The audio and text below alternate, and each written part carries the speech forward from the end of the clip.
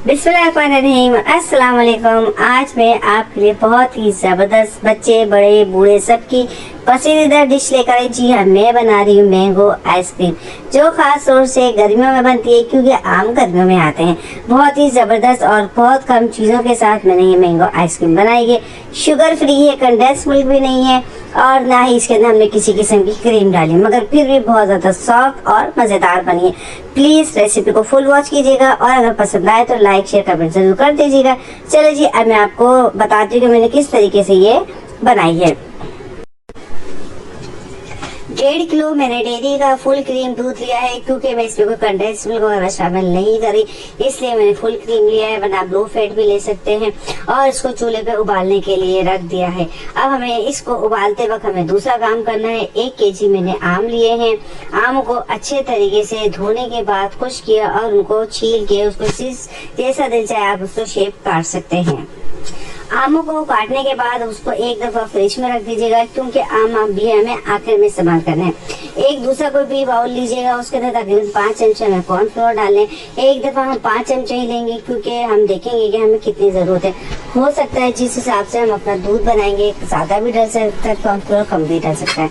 तो हम इसको पानी डाल के अच्छे तरीके से घोल लेंगे। इसके अंदर कोई भी जरा बराबर दाना ना रहे, अच्छे तरीके से घोल लिया। उसके बाद हम लेंगे मिश्री को देखें, धागे वाली मिश्री है। हम इसके अंदर स्टीविया वगैरह कुछ भी नहीं डालेंगे, ना हम इसके अंदर गुड़ डालेंगे, ताकि हमारा जो जायका है वो चेंज ना। गुड़ से भी जायका चेंज हो जाता है।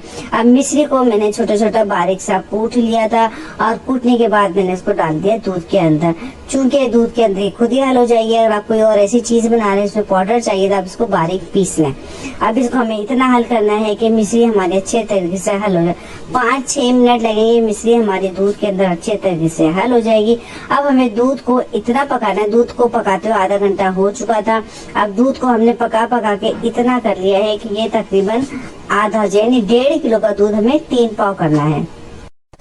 दूध गाढ़ा हो गया था तो जो साइड पे हमने कॉर्नफ्लोर हल करके रखा था वो उसके अंदर डाल देंगे और उसको अच्छे तरीके से हम हल करेंगे कि कॉर्नफ्लोर अच्छे तरीके से मिक्स हो जाए और कोई भी गुठली ना बने। इस पॉइंट पे हम चेक कर लेंगे कि कॉर्नफ्लोर हमारा पूरा है कि नहीं। थोड़ा सा मुझे कम लग रहा था तो 1 चमचा मैंने और हल करके डाल दिया, यानी टोटल 6 चमचे हमने इसमें कॉर्नफ्लोर डाला है।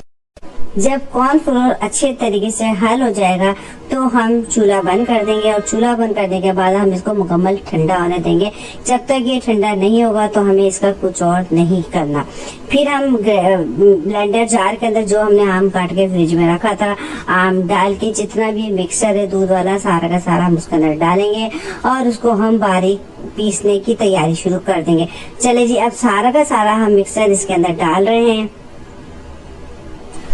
सारा मिक्सर डालने के बाद हम इसके अंदर 2 पिंच के करीब येलो फूड कलर डालेंगे, क्योंकि आम का कलर तो तेज होता है, लेकिन जब हम उसके अंदर दूध डाल के ब्लेंड करेंगे तो वो जरा हल्का सा कलर आ जाएगा, तो लगेगा नहीं कि मैंगो आइसक्रीम बनाई। इसी वजह से येलो फूड कलर आपको लाजमी डालना है। जो फूड कलर आप इस्तेमाल कर सकते हैं वो आप डाल सकते हैं। चले जी, हमारा आम का मिक्सर बिल्कुल रेडी हो गया है।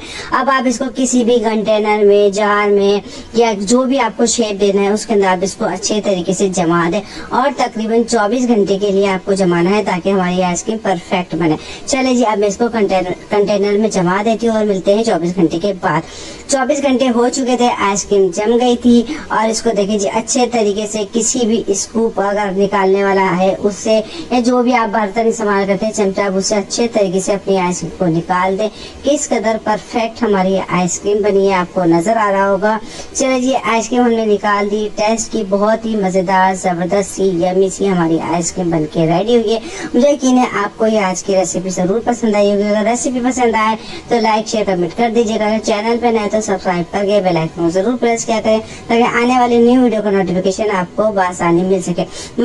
फिर मिलेंगे इसी तरीके से बहुत अच्छी सी रेसिपी लेकर आऊंगी आपके लिए। जब तक के लिए अल्लाह हाफिज। मुझे अपनी दुआ में जरूर याद रखा करें।